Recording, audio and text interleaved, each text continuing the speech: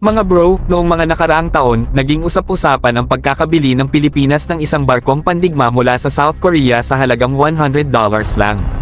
Sa panahon ngayon ng $1.3 billion guided missile destroyers, tunog bargain nga talaga. Pero ano nga ba ang nakuha natin kapalit ng perang yan? Ang Pilipinas, nasa gitna ng isang malaking defense build-up. Matagal na tayong nakikipaglaban ng teritoryo sa South China Sea laban sa China, at kung walang solusyon sa malapit na panahon, baka mauwi ito sa isang military conflict na hindi tayo handa. Ayon sa mga balita, nakakuha tayo ng isang Pohang-class corvette mula sa South Korea sa halagang $100 lamang, what a bargain. Ang barko ay dating Rockstromjo, na ngayon ay BRP Conrado Yap, ay dine commission mula sa Republic of Korea Navy noong December 2016.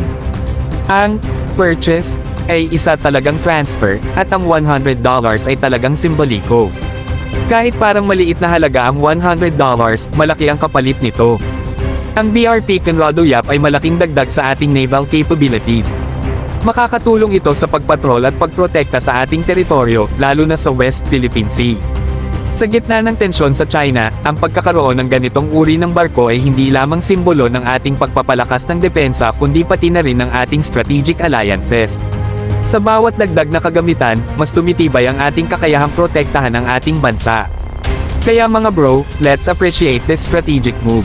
Isang malaking hakbang para sa ating kaligtasan at kasiguraduhan. Tuloy-tuloy lang tayo sa pagpapalakas ng ating puwersa at proteksyon para sa kinabukasan ng Pilipinas.